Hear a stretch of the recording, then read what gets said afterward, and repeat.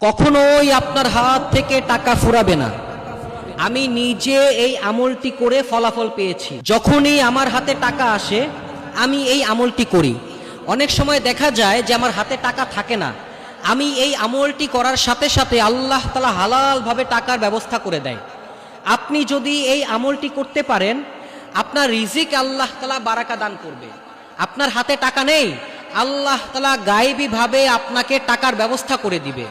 অথবা আপনার হাতে টাকা থাকে কিন্তু আপনি টাকার কোনো হিসাব পান না, টাকার কোনো বরকত থাকে না। আপনি যদি এই আমলটি করতে পারেন, এই আমলের উসিলায় আল্লাহ তাআলা আপনার রিজিকে বরকত দান করবে, আপনার ইনকামের উপর বরকত দান করবে। এবং আপনার হাতে টাকা থাকবে, টাকা অল্প হতে পারে, তবে এই অল্প টাকার মধ্যে আপনি যেই পরিমাণ বরকত পাবেন, লক্ষ টাকার মধ্যেও আপনি বরকতটি পাবেন না।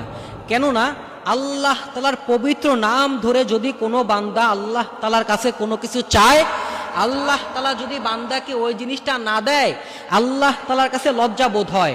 এজন্য আল্লাহ কোরআনে বলেন, ওয়ালিল্লাহিল আসমাউল হুসনা, তোমরা আমার প্রিয় নাম ধরে আমার কাছে দোয়া করো, তোমরা যা চাবে আমি আল্লাহ তোমাদেরকে ওই জিনিসই দান করব। নামটি হচ্ছে ইয়া রাজ্জাকু, ইয়া রাজ্জাকু, ইয়া রাজ্জাকু। আপনি যদি আল্লাহ তাআলার এই পবিত্র নামটির জিকির সর্বদা সব সময় করতে পারেন, ইনশাআল্লাহ আপনার হাত থেকে কখনোই টাকা ফুরাবে না।